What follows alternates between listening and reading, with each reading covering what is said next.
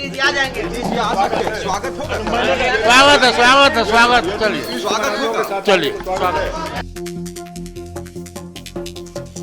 पलटू राम कहे जाने वाले नीतीश बाबू की अब एनडीए में फिर से पलट जाने की चर्चा है। ये खबर वायरल इसलिए क्योंकि नीतीश कुमार कल हरियाणा के कैथल में होने वाले इंडियन नेशनल लोक दल के कार्यक्रम में नहीं पहुंचे, जहां इंडिया गठबंधन के नेताओं को पहुंचना था।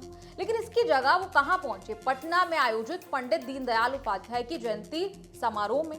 पंडित दीनदयाल उपाध्याय वो जिन्हें भाजपा अपना मार्गदर्शक बताती है। बस यहीं से इसके सियासी मायने निकलने शुरू हुए।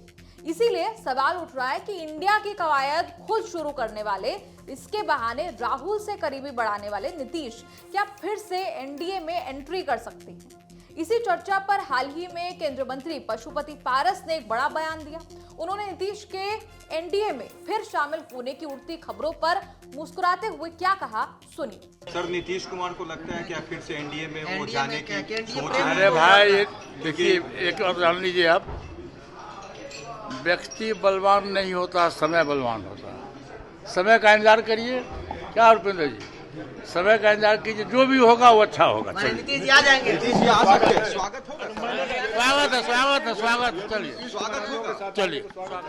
व्यक्ति नहीं, समय बलवान होता है। सही वक्त का इंतजार कीजिए। मुस्कुराते हुए पशुपति पारस का ये जवाब अब हर तरफ वायरल है। ये तो आप जानते हैं कि पशुपति पारस की नीतीश कुमार से नजदीकी रही है। ये बात भी आप जानते हैं कि चाचा भतीजे की पार्टी में टूट के पीछे भी नीतीश कुमार काम कर रहे थे। ऐसे में अगर नीतीश कुमार फिर से एनडीए में साथ आते हैं तो चिराग पासवान के लिए मुश्किल होगी, क्योंकि चिराग पासवान शुरू से ही नीतीश कुमार का आप जानते हैं कि विरोध करते रहे हैं।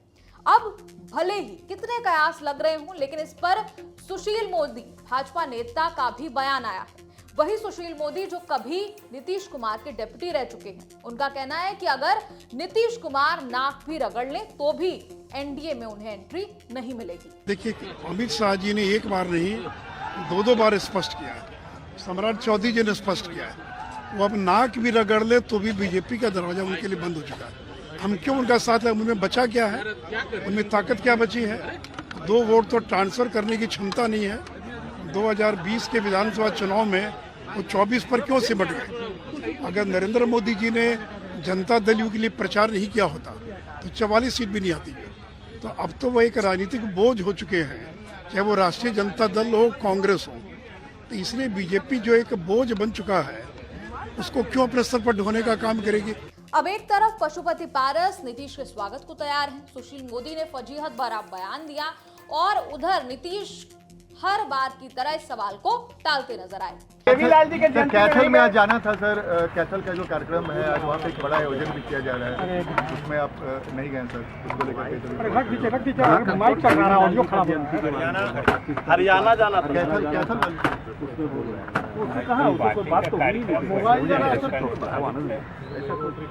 हम तो कितना जगह जाते हैं, सब जगह जाते रहते हैं, कोई बात तो थोड़ी। तो जहाँ जाना होता वहाँ जाते ही है, सब कोई बात नहीं, वो सब कोई बात नहीं। कोई बात हो तो बोलिए। सब जाई है क्या कि आपका लगाव एनडीए की तरफ ही आ रहा है? क्या एनडीए की तरफ आ रहा है लगाव आपका?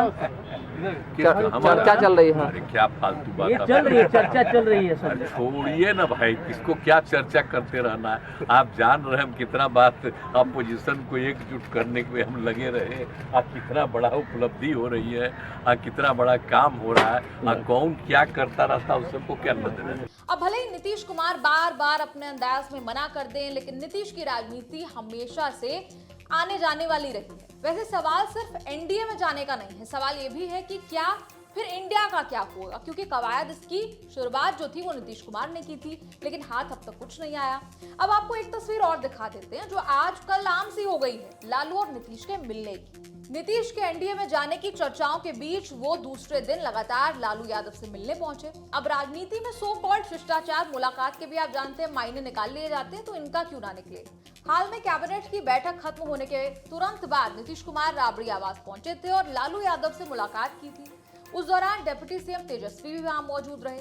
इससे पहले भी रविवार को भी मुख्यमंत्री नीतीश कुमार राबड़ी आवास पहुंचे थे, लेकिन लालू यादव के राजगीर जाने के कारण उनकी मुलाकात नहीं हो पाई।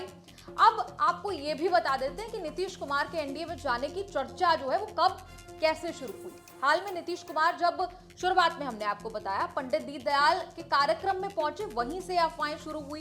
फिर राष्ट्रपति के भोज में भी वो शामिल हुए थे, दिल्ली गए थे।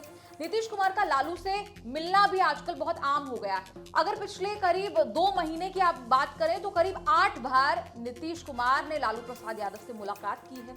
इसके सियासी मायने निकाले जाने भी बहुत अब आम सी बात। हम जानना चाहते हैं इस पूरी रिपोर्ट पर आपका क्या कहना है, कमेंट्स में लिखकर जरूर न्यूज तक को बताएं और देखते रहिए तमाम बड़ी खबरें।